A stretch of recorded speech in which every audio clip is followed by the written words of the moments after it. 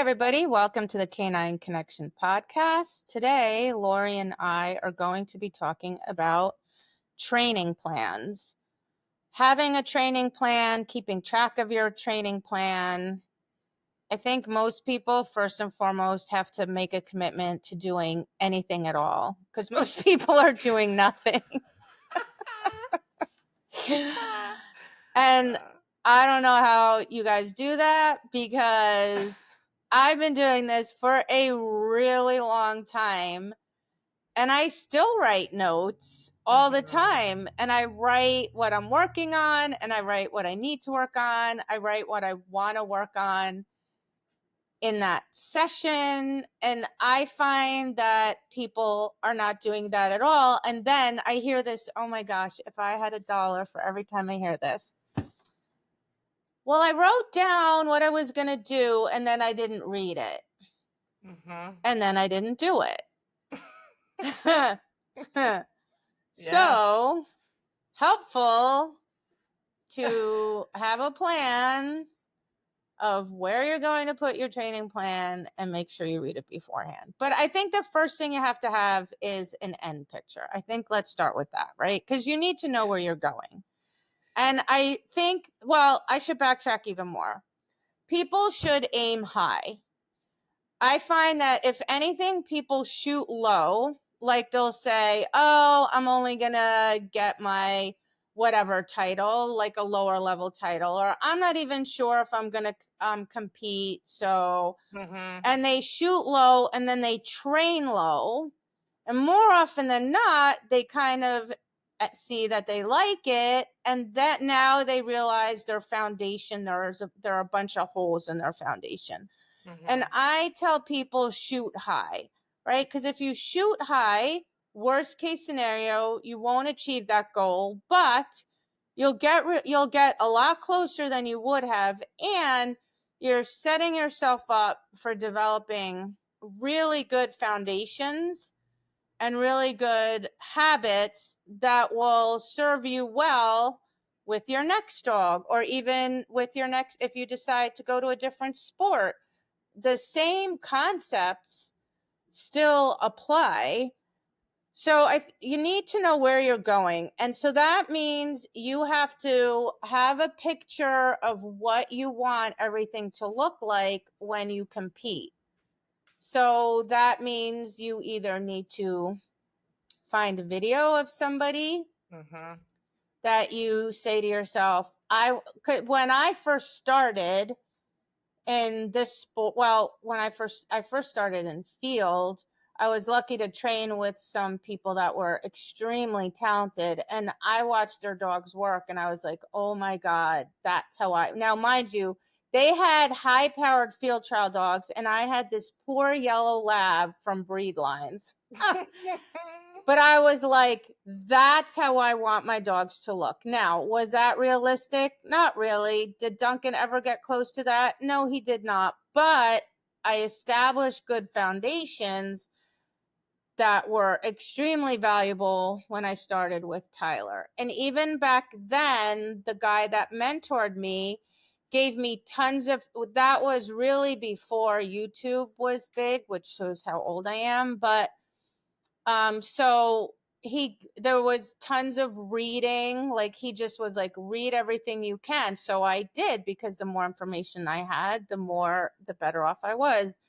And he said, back in those days we had videos. Yeah, you took them and you shoved them into this machine and then it played on your TV.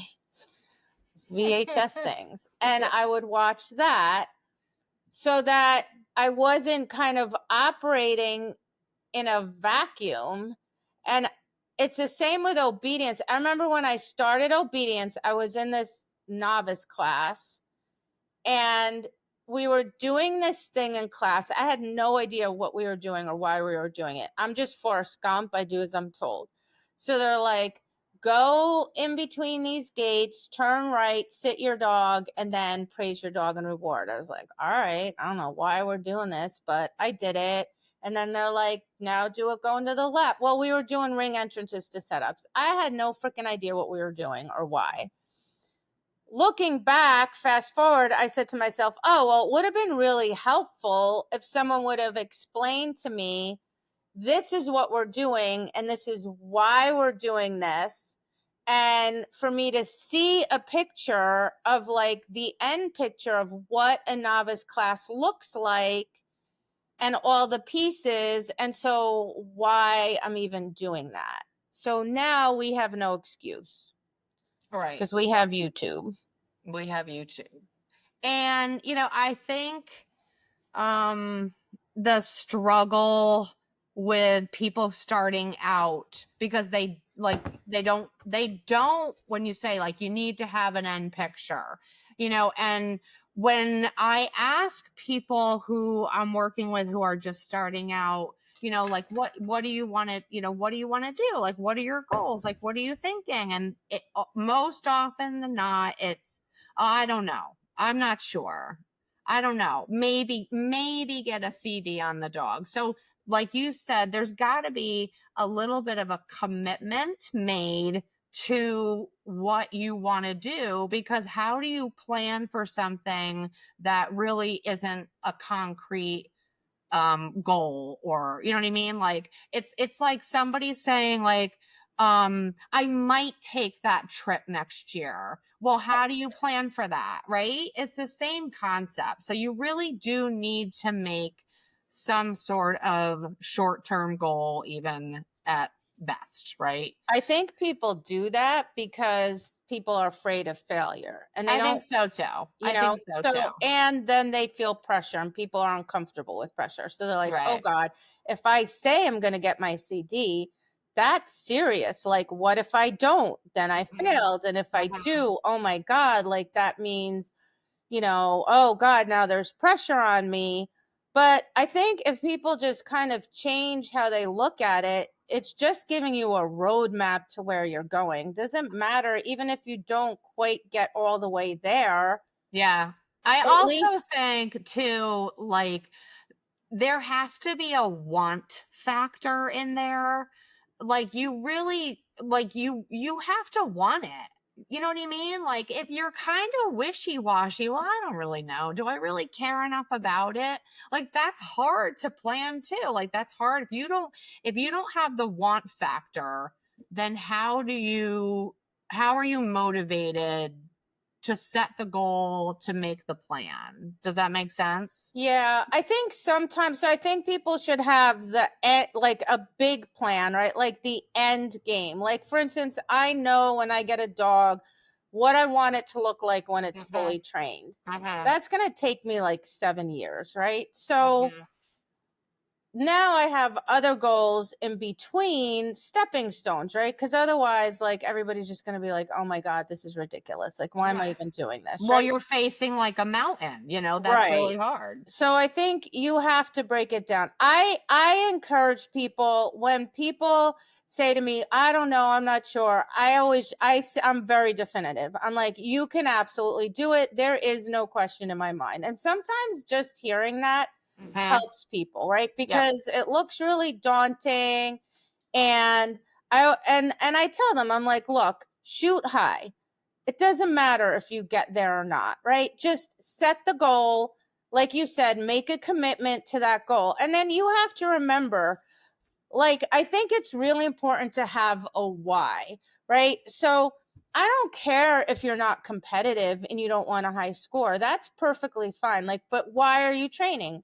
Are you training because you like to spend time with your dog? Awesome. That is the perfect why, right? So then the reason we set goals and a training plan is because we want to be fair to our dog. If we don't have that, we're not going to be fair to the dog because we're not going to be clear.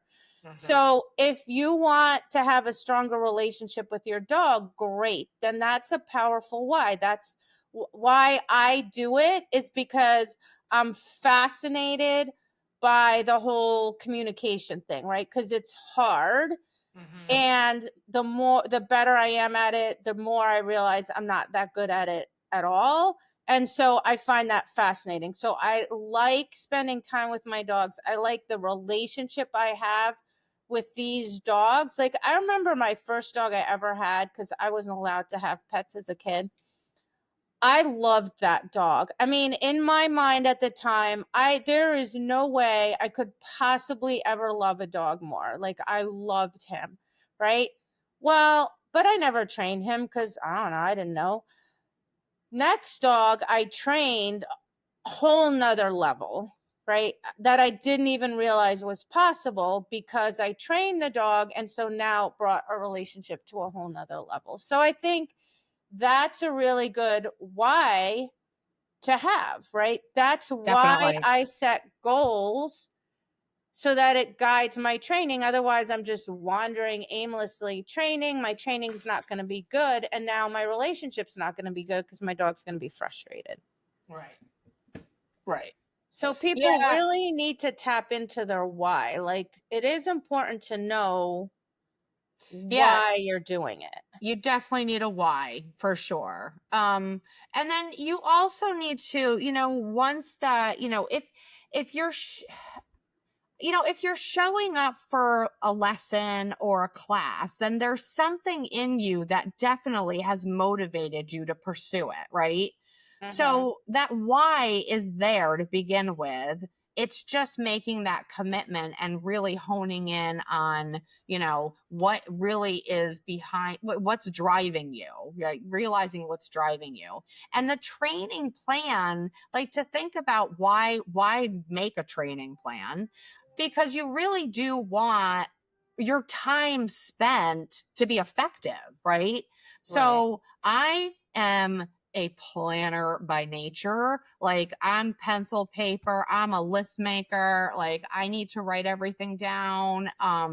That's just who I am. I think that I think that benefits me because I don't know, maybe just because it keeps me on track. Mm-hmm. Same. Yeah, and I kind of need to know, like, I don't know if I'm a wing it kind of girl. I guess I can say I'm a little wing it kind of girl, but I really do like a plan. I like to know what's coming up. I need to know. Well, It helps me, I don't know, stay organized and on track. And like my goal is to, like, whatever I'm going to set out to do, like I want to do it right. I want to be efficient at it. I don't want to go in, I don't go in things half ass, I kind of go 100%. That's my nature. And that plan keeps me on track with that. well, and I think what I see in training is people tend to fall into two categories. One is they kind of get stuck at steps for too long, right? Mhm. They're not pushing themselves enough, right? And I Mhm. think again, that's a product of not having a plan and not tracking what you're doing. The other Mhm. problem I have is I'll like if I say to a student, well, how did you teach that?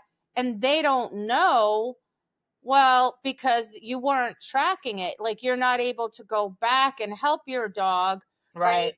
Um, or plug in pieces you may have inadvertently missed because like you don't even remember what you did or you don't remember how long you've been doing something. And I Mhm. think with a lot of people, a training plan, they're like, oh God, it's just one more thing to do. I think people just have to, first of all, everybody's different, right? So Right. I still to this day like to write things by hand because Yep. when I am writing it, it's cementing it into my brain. So if I hand Same. write it, most of the time I'll remember it without even having to look. I bring my notes with me, but I look at my notes and I'm just to confirm. But if I Mhm. hand write it, I remember it. If Yep. I type it, I need to look at my notes the next day. Like it's weird. It's just a thing. So, but everybody's different. I'm like, you don't have to handwrite it. You could type it. You could put it into your phone. There are apps. You could use an app. You can use a notebook. Yep. I have a student. She just posted it on Facebook. She did this whole thing with index cards. Yep. Um, Yep. Yep. this whole kind of elaborate Yep. thing that totally, and she explained it and kind of explained, and she's like, and then I can take this index card and throw it out and then use this index card. So for her brain, that makes total sense. So I think that I don't ever tell people you have to do it this way or you have to Right. do it that way. You have to do what's going to work for your brain. Like I in college I learned how my brain works, right? Right. I'm a linear learner. I understand, and that's how I do my notes. Other people, if they looked at my notes, they would probably get a headache. And they're like, no, that doesn't make any sense to me whatsoever. So fine, do it a different way, right? Right. But you have to just, and it doesn't have to take a long time, but you somehow have to be tracking. Right. Like you have to see if I'm trying to figure something out, well, I have to know what I tried and what didn't work. Otherwise, I'm just going in circles. Right. And sometimes, and I've done this, which is really, I get so annoyed at myself when I've done this, where I'll finally figure something out that works. And then 2 days go by and I don't look at my notes and I'm training and then I'm doing something I didn't even mean to do. I'm like, what the fuck am I doing? I Right. just spent all this time figuring out that X works. Why am I doing A, B, and C? Because I didn't write it down and I Yep. forgot. Yep. I need reminders. Yeah, definitely. So Definitely. I figure something out. At the end of my training session takes 2 minutes, write a quick note Yeah, and so I that, think like that's a huge point to make, is just having that, like, so, and I know this probably is the same for you, Petra, but like I'm constantly thinking about training. Like uh-huh. it's an obsession. Like I'm always analyzing. I'm even when I'm not even training, like my thought will always go back to stuff going on with my training. So there's always this running, almost like dialogue going on in my head, or analyzing on stuff I did or what I want to do. Like I think, and that's not going to be everybody, because I think there is a little bit of a obsession OCD thing there. Uh-huh. But like if I have a new student come to me for a private, the first thing they do when they come to me, regardless of anything, is I say, what do you want to do today? And there's times when that person looks at me and they go, oh, I don't really know. Uh-huh. So right there, I like, and I explain to them, like, you need to somehow have a conscious thought of whether it's you want to say, I need my dog to pay attention to me, but Uh-huh. something like a conscious Right. thinking of what you want to be doing or where you want to be going or what you need to help with needs to be going on in your head. Because I think that's the biggest struggle. People say to me about training plans is, well, I never know what to write down to do.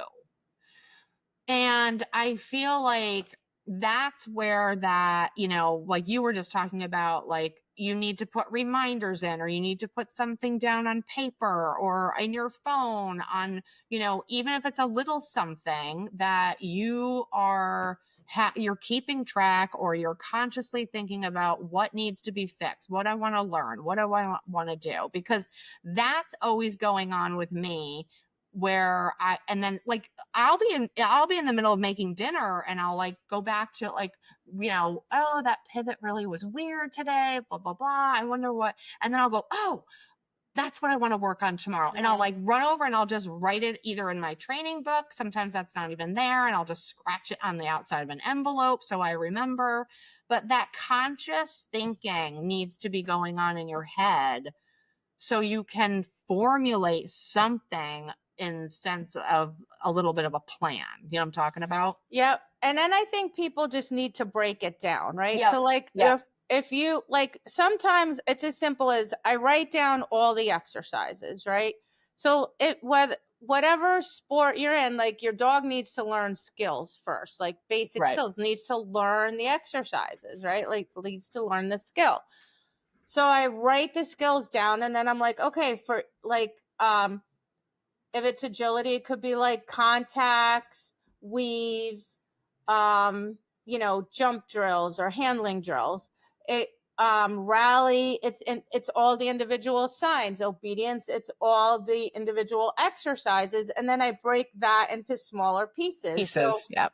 what piece am I working on, or pieces am I working on with that exercise? So I write that down so I know, okay, these are all the things I'm working on. Then, unlike most people, I actually focus on the things my dog's bad at. Yep.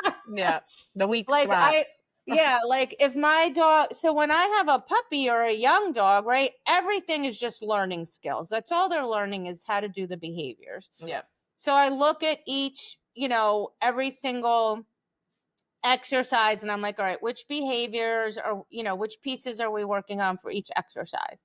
And then I'm like, all right, my dog's pretty good with this, this, and this in terms of like, heading in the direction of what I want. But we're really behind on this one thing. So then that's what I'll focus on for a Yep. while to try to like catch it up, and then I just keep assessing, like every week or every few weeks, like, am I making progress? Am I headed in the right direction with all these little pieces, always heading towards, the big picture, right? And Right. so this way I can keep track of, am I making progress? So I tell my students, like, if you're working on a skill and you're teaching your dog something, and like 2 or 3 weeks have gone by and you're not making any progress, that's a red flag. You need to note that. You need to be like, oh God, I've been working on this for like 2 or 3 weeks and I'm not getting anywhere. All right, I need to figure out why this isn't working. What do I need to do differently so I can make some progress, right? Because I think people lose track sometimes. And then sometimes people are trying to solve a problem and they try something for like 2 days and like, oh, forget it, it's not working. Try a new thing for 2 days. No. You need to try it for a couple weeks, Right. right? And then evaluate. Is it working or is it not working? And then adjust your plan in accordance with whether or not it's working. Right. Right. And that, during that process, for people who aren't as experienced with knowing what that picture should look like, or they're unsure. So that's where, you want to have somebody hopefully who could help you, whether it's an instructor or you can go watch a video, or there's so many online resources now that you can tap into to help you if you get stuck or if you're unsure of how to figure something out. That's like super important to do, because there is, like, you can't really say anymore, well, I don't have anyone to help me, or I'm not sure, because there is an enormous amount of resources out there, Enormous. for Yeah. sure. Tons of Absolutely. resources. Yeah. Yeah. So,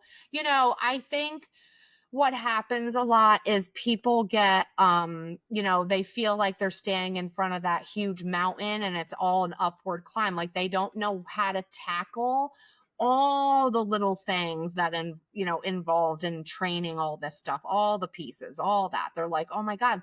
And then it comes down to, well, how long do you train for a session then? Because I think a lot of people are like, I got to get it all in. I got to get all this in every day, So I think that's like because they feel like, I'm not going to progress if I don't do that, um, and I get questions all the time, like, well, how long do you train? And I said, well, it depends on what's going on. And we can get into that in a couple minutes. But for average, like, I'm only spending like 15 to 30 minutes per dog a session. Like, that's Yeah. max. Like, Same. and that's with breaks. Either they're in their crate or I'm playing with them in between. Like, so am I hitting every skill in the book? Hell no. Like, when you're doing open and utility, like, you got a lot of balls in the air with a seasoned dog that's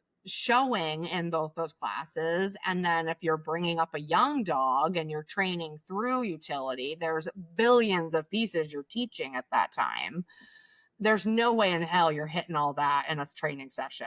No way. So that's where the training plan comes into because then you can keep track, and you're allowed to then you can, and having, like, I had a student who actually charted. She broke every exercise down into pieces in this chart. She Yep. laminated it, and it just helped her stay on track because she was feeling so overwhelmed with how to help herself, like, plan those training sessions, and that worked for her because she could look back and be like, oh, I haven't touched on this in like weeks. I need to, give that a little time. So that was Well, helpful. another thing that's a big problem, and it's getting worse just because of the way the world is, where everything's instant, is the Yeah. whole thing that I don't care if you're like, I want to get to my goal as fast as possible. So I'm going to do every piece of every exercise every day.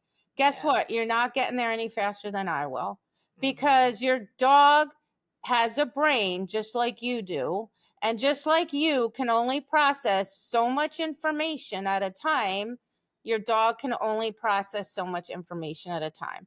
So if I'm overwhelming my dog every session, my dog's not learning. My dog's just getting flooded. So Right. now I'm really not going to make any progress. I'm just overwhelming my dog. Right. So I always say, like, quality over quantity. Like, my training has very good quality. Therefore, I don't need to train for long sessions. Right. And besides which, even Zesty, who's kind of like a working machine, like, he'll work even when he was young. I could see it on his face. He's like, let's do more. And I'm looking at his eyes and I'm like, dude, your brain is fried right now. Like, you can't take in any more That's how information. Stormy is too. So they'll fool you because Yeah. they'll keep going, but like, you have to be able to look at that dog and say, wait a minute, like, after this point, it's just going to be diminishing returns. Like, it's just going Right. to go downhill. So I have a rule where, like, if my dog does something correct 3 times in a row, I move on. So I either do something else or I up the ante and make it a little bit harder. Yeah. Right? Because people love to do the same thing, like, over and over and over. And I'm like, I've stood there and said to them, like, why are you doing another rep? I don't understand. And it's almost like they hear me say the words and they can't stop. Like, they keep going and they're like, well, I just want to do it. And I'm like, hello, that was a hint. Like, Right. I think it's stop the it's like this madness. this self-gratifying thing. It is. Like, your dog nails it and you're like, let's do it again. Again. And I'm like, Yeah. and some dogs, a lot, like, Zesty is a perfect example. If he's trying to figure something out and then he does it correctly once, my best bet is to let it go and move on. Right. Because almost guaranteed, if I go to do it another 1 to 2 times, he will make a mistake. And then after that mistake, the whole thing degrades. Right. If he does it right that one time, I let it go. And then I come back the next day and it's like, he's got it. Yeah. Right? Zaina's kind of the same way. Like, she hates repetition. So if she does an exercise perfectly, right, I reward her and we move on. Why am I going to do it again? Right. First of all, she's going to be like annoyed. And rightly so. Second of Right. all, what's her reward for giving me a perfect rep? To do it again? Right. And Exactly. then at some point, she's going to make a mistake. Well, I created that because I just kept going like I was being greedy. I should have just accepted that and then moved on. And now she'll have this great memory in her head, like, yeah, I tried really hard and I did it right. And she'll feel really good about it. But that is ridiculously hard for people. So I put this limit where I'm like, no more than 3. And if I get to know somebody's dog and I feel like they're better with 1 or 2 reps, I'm like, you are not allowed to do more than 1 or 2. Because I find that if people have like a really clear, hard line, it helps them control. Like, my students will say, look, I only did 3. Yeah. Right. Right? Because I gave them a concrete number. Same with errors. Like the thing that makes me crazy is I'll be like, I'll watch somebody's dog make the mistake over and over. I'll go, how many mistakes did your dog just make? They always either have zero idea, or if I'm like, well, just take a guess, they always underestimate. Right. Right. Right. And so I'm like, if your dog makes 2 mistakes in a row, that's a red flag. Yeah. You need to change something. 2. Yeah. So all you need to do is count to 2. 1, 2. Everybody can count to 2. Count to 2. So write it down. You know what I'm Yeah. saying? Write those reminders down. Right. Write down, oh look, my dog did 2, I changed it, and then you can track, oh look, my success ratio was higher. But if you're not keeping track, again, you just like do endless reps or endless mistakes, and you don't even know because you're not Right. even like Paying tracking attention it. to it. Yeah. Yeah. So you have to. So one thing I do tell people is like you should have a separate sheet of like things you learn that are like global concepts, right? Like one of my favorite ones is the definition of insanity, doing the same thing over and over, expecting a different result. Right. Right. So that should be like, you should read that every time. So if you catch yourself doing that after a while, you'll start to go, right, I'm Yep. doing that thing again. Don't do that. Right. Right. Or if my dog makes an error, tell my dog how to be right 100% of the time. Don't just say to the dog, you're wrong. Tell them how. So that's like a universal thing. So you should have those every time you learn something like that, you should have that on a separate sheet, and you should be constantly reminding yourself of And those I things. write that stuff down all the time. Like Mm-hmm. it's super helpful for people to do that, especially because we have habits. We all have habits, right? And when we're trying to break them or we're trying to change something, often if we're not thinking hard enough about it, we resort back to those habits. So I do, like, if I'm really trying to work on changing something or remembering something, I write that stuff on the top of my page, like for that training session, so I can refer back. And when I read those words, when I write those words, it goes into my head and stays there way better than if I didn't do that, so Mm-hmm. that's super, super Yeah, important. we all need constant reminders, right? Yeah, Like we do. constant We need reminders. constant reminders. Otherwise, Yeah, we forget, and we just, like you said, we revert to yeah, bad habits. And the only way we can establish good habits is by, having these constant reminders. And you need to remind yourself, like, you need to take accountability because you're the one making the decision to do this with your dog. And if you're, like, I love how people always hold their dogs accountable. Like, they're really good at holding their dogs accountable. yeah, Like, he did that. Why, I need to tell him not to do that. He did that. He did that. Like, or she did that, or, well, he did that wrong. Okay, before you start like getting hyper focused on everything your dog's doing wrong, you need to look at yourself and hold right, yourself accountable and make sure you're doing your part to the best of your ability. Then and only then can you start to think about holding your dog accountable, because otherwise it's just completely not fair. right, But right. yeah, so I start with little skills, so I track those, and as each thing is progressing, then at some point separately, my dog needs to learn engagement. My Yep, dog needs to learn to work around distractions, which is a separate thing, pressure, which is a separate yep, thing, and yep, chaining, which is a separate thing. yep. And I can't teach my dogs all those things necessarily at the same time. And I know that each of those things is going to take a while. So I'll have those as separate categories. And some days, maybe I'm just working on distractions, right? And Right. then I'm not as concerned about the skills per se. I'm more concerned about, helping my dog be successful working around distractions, or helping my dog be successful working when under pressure Right. or chaining or whatever the thing is that, the dog needs to work on. Yeah, and that's that's the like a big part of the planning process when you are creating your training plan. I tend to look at my, that's a big, I think this is like the struggle is like they're like, well, I don't know what to work on every day. And some of what I do depends on other things, like what does my week look like if you work, what's your work week look like when are you going to be able to train, where are you going to be training, who are you going to be training with? Like these are things that definitely are factored into your training sessions.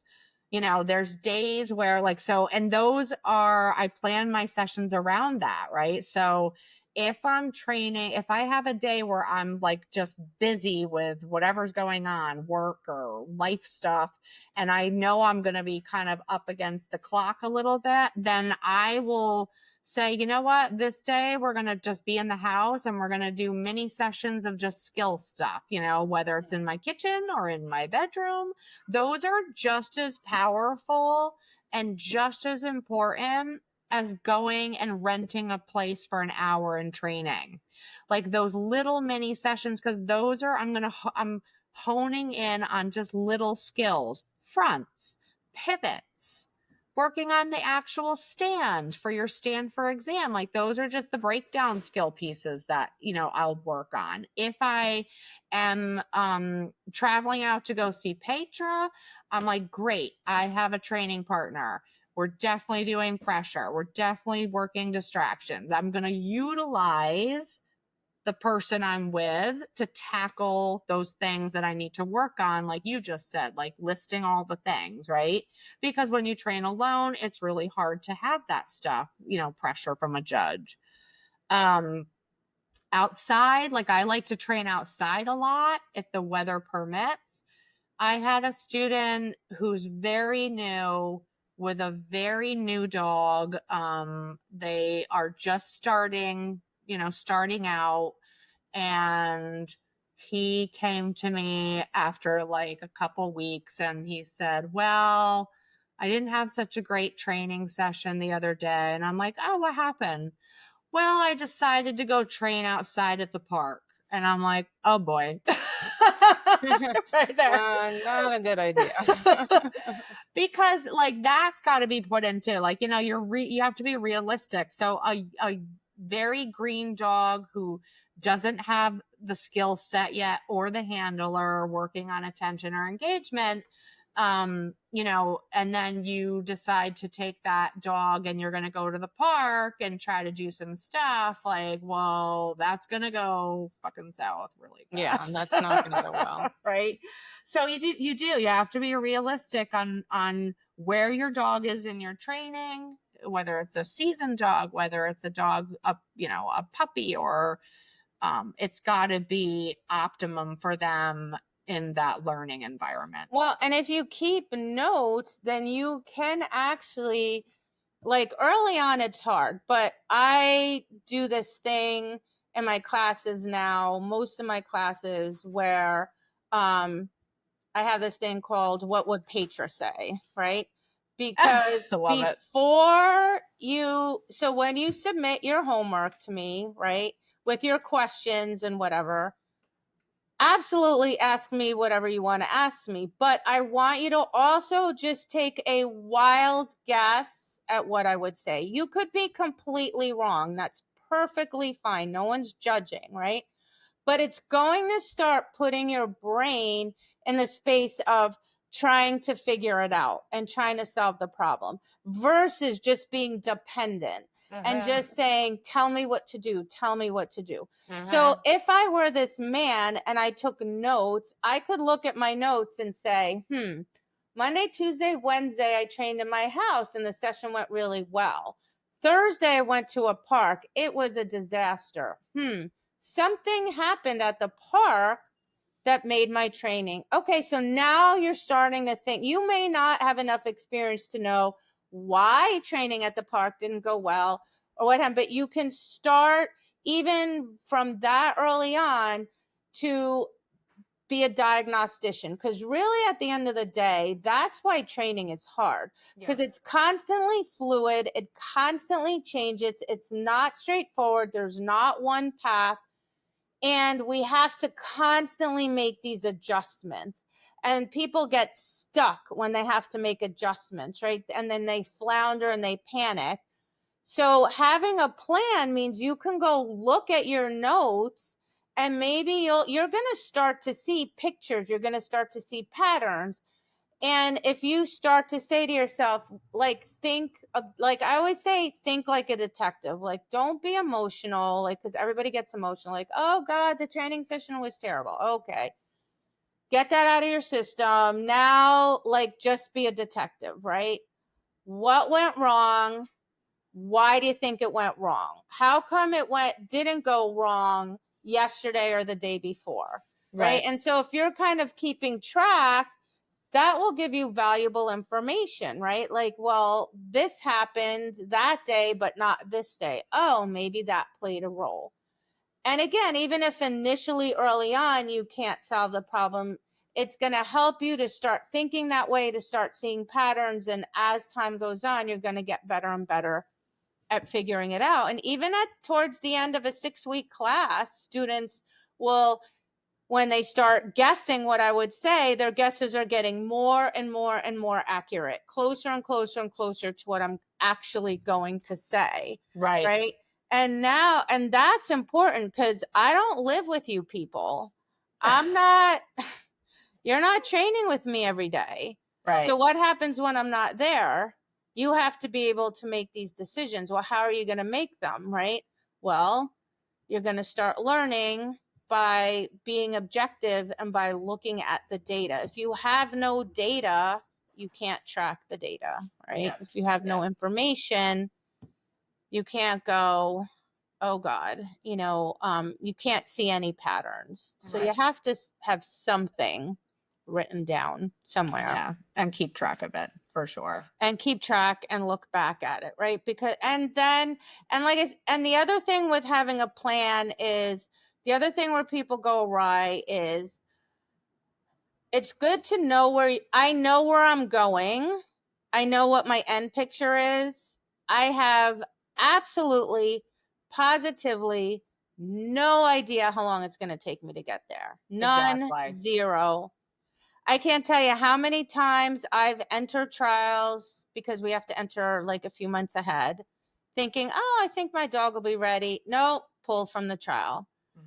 Right? Because I cannot predict how my dog is going to learn. Right. Or how well or not well I'm going to be, I'm going to do with teaching it to my dog. Right. So I think people get really stuck on wanting to get to the end as quickly as possible, and then they get frustrated and overwhelmed because there's so many pieces. I mean, if I sat there when I had a 8-week-old puppy and thought about I know at this point in my career, every minute detail of information my dog's going to have to know. Yep.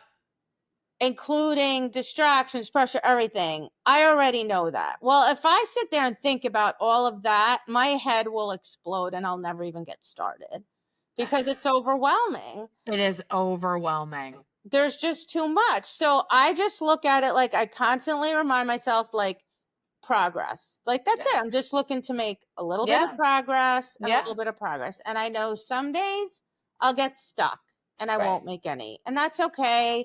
That's just part of the journey. And then I'm always looking at progress. And that's super important, because people don't like, this is my, like, 90% of my homework is like, this went bad. This was terrible. This isn't what, and I get it. I'm there to help you. But people don't focus on, I'll be like, oh my God, that's so much better. And they'll be like, it is, because they're not tracking the good things. Right. Right.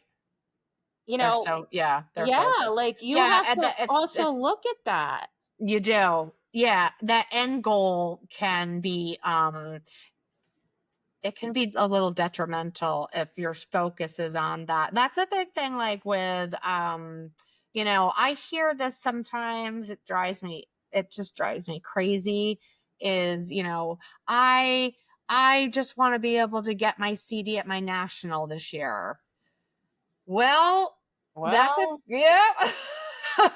who knows?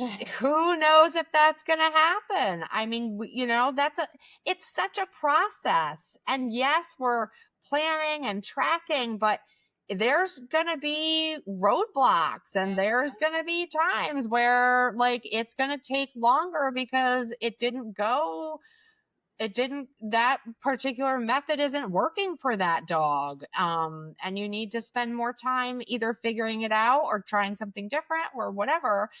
The same goes with, especially as like my young dogs start becoming a little bit more fluent in some of these exercises, I start getting, oh God, she looks so good. When are you going to put her in the ring? Mm-hmm. I have no idea. Not anytime soon. That's a thing. Like, I'm not going to be like, well, my goal is to put her in. That will come down the road as I get closer and closer. But I am always okay with being like, nope, not ready yet. Scratch. Like, totally fine with that. Yeah. Well, Um, and life things happen to yep, us, yep, and then people kind of let it out on the dog because, like, something happened in their life that kind of which happens, right? Training yep, on the back burner. Now they come back and they're like, oh God, I'm behind.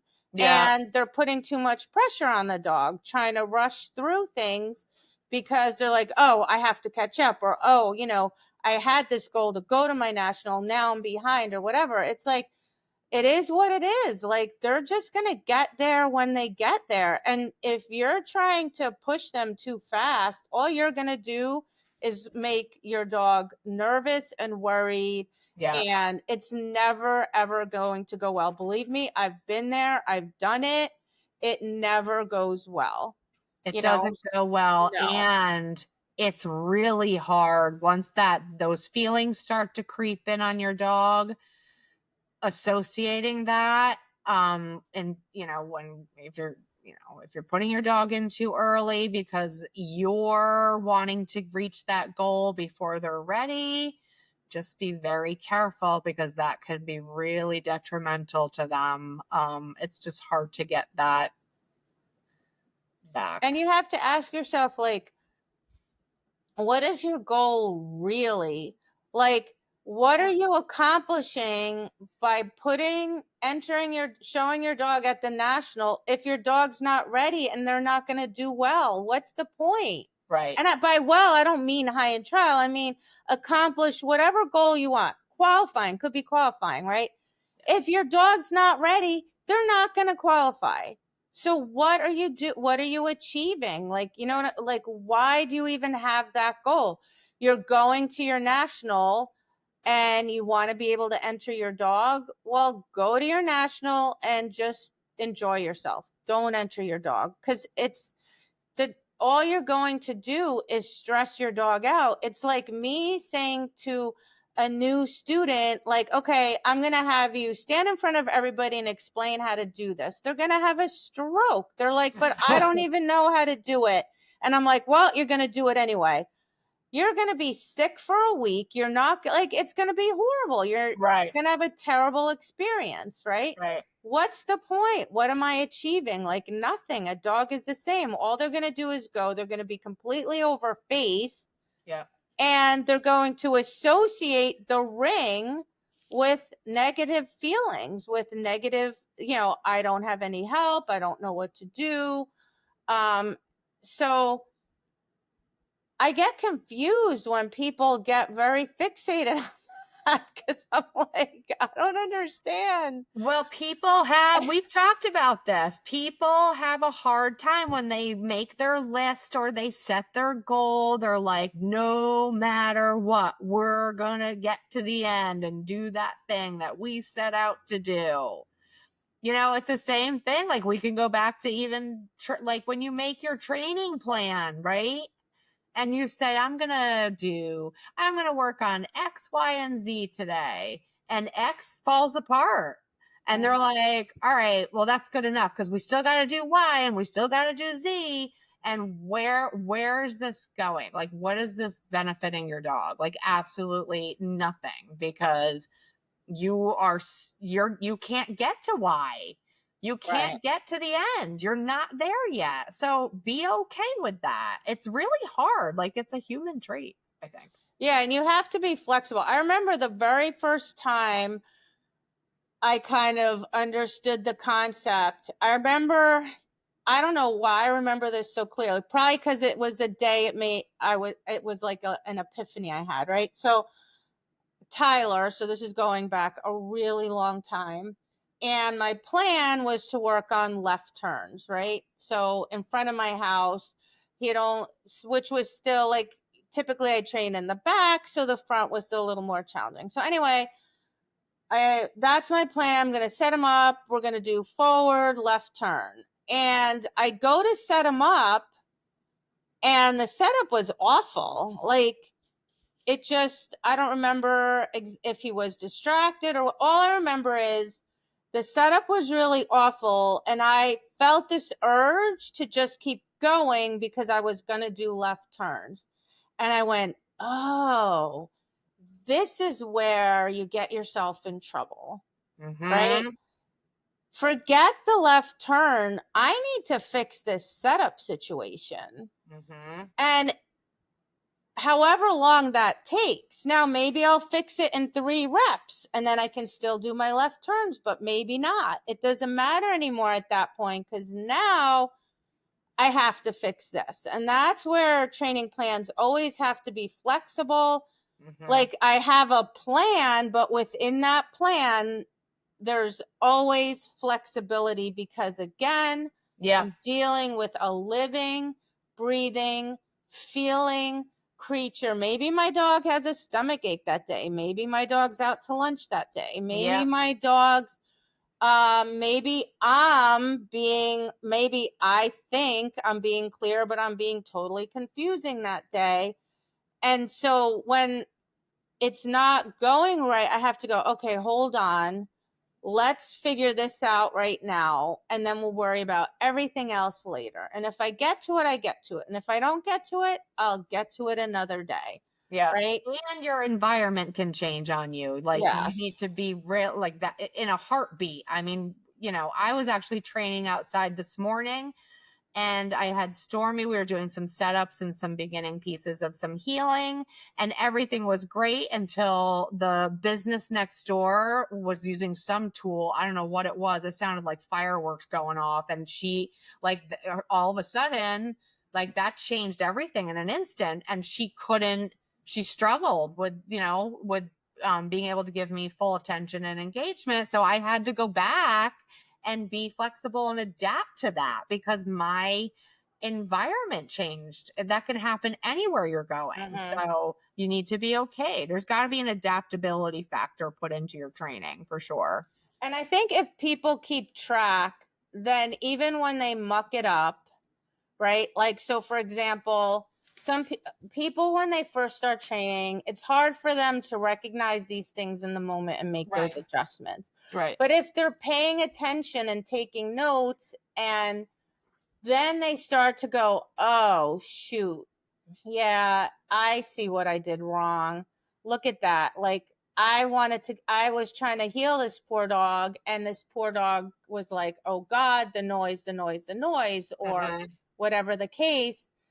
And so even if you see it after the fact, that's great because that's Right. good information, because now you're going to become aware, and maybe next time or maybe the time after that, you'll start recognizing it like in real time, right? Right. But Right. again, I think the main thing is you're just looking to make some progress within your training session. Yes, you know where you're going, big picture. Maybe you have a short term goal, but I never incorporate concrete time factors into those goals because it's always fluid and changing. Yeah. So I will never say by X date, I want my dog to be ready for whatever because I don't know what's going to happen. And that causes bad training. But in my training, if I'm like, well, I made progress, well, it didn't go where I wanted today, but at least I got to work on that. Right. So, yeah, you didn't get to do Stormy's healing, but you had a great opportunity to do some distraction work. Right. And that's how people should look at it. Like, okay, instead of saying, well, I didn't get to do my left turns, I'm like, no, but I got to work on this other thing. Right. And that's still progress. I'm Right. still headed in the correct direction.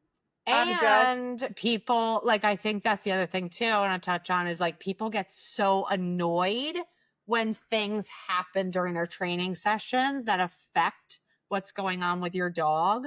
Like, you know, you're training your dog and the door opens and somebody walks in the middle of you trying to do something, and then the dog looks away.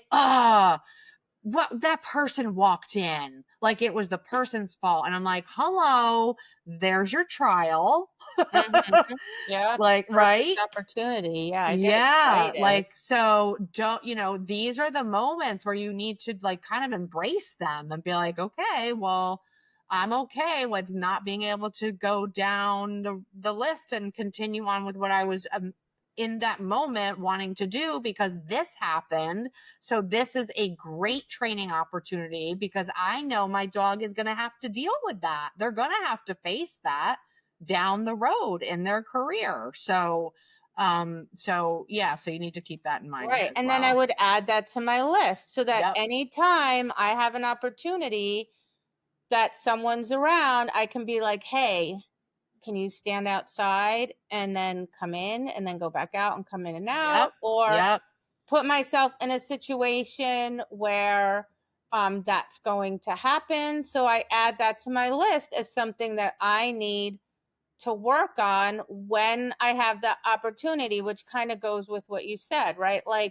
Um, like Thursday, I'm going to train with 2 people. So then I'll be able to do certain things because I'll be able to utilize them. Right.